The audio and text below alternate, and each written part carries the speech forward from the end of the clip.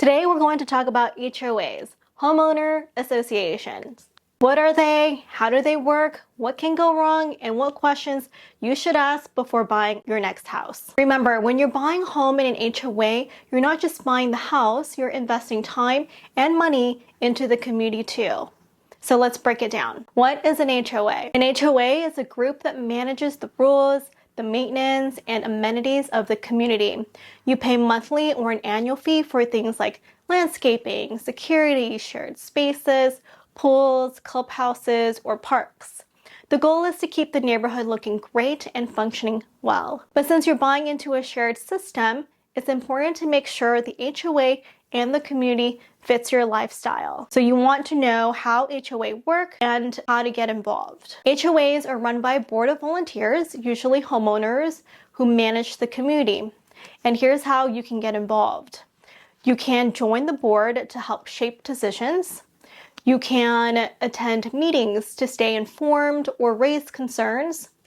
You can also vote on budgets, rule changes, and big projects.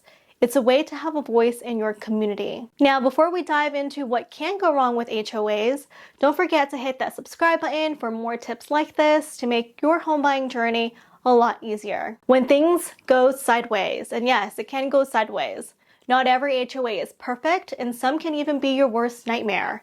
So here are some common problems to watch out for. Number 1, rules that may feel strict or unfair. For example, some HOAs won't allow you to put anything in your patio or paint your door a different color from your neighbors. And certain vehicles like, let's say, RVs or boats or commercial trucks may not be allowed to park in your own driveway. And if you like decorating for holidays, they might even have restrictions on what you can and cannot do. You may even need an approval before making small changes, like installing a fence, adding solar panels, or updating windows. The list goes on. It's important to review the HOA's CC&R, which is like the community's rulebook that stands for covenants, conditions, and restrictions, just to ensure that you're comfortable with the rules. Number 2, poor financial management leading to surprise fees or neglected maintenance. When you tour a property, take a close look at the landscaping, the pool, the lighting, etc. If things look neglected, it's often a sign of poor financial management, a low reserve fund, and possibly higher fees for you down the road. Number 3, boards focus on personal agendas instead of community needs.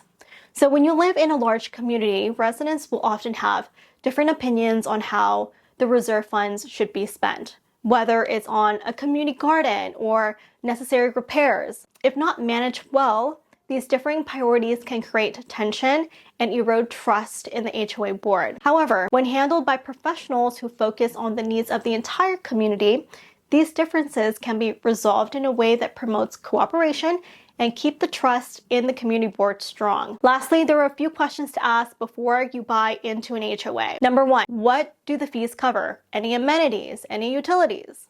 Number 2, are there any upcoming assessments or pending repairs? Number 3, how often have these fees increased in the past? Number 4, does the HOA have a healthy reserve fund? Number 5, what are the rules and do they fit your lifestyle? These questions can help you avoid surprises and ensure community is right for you.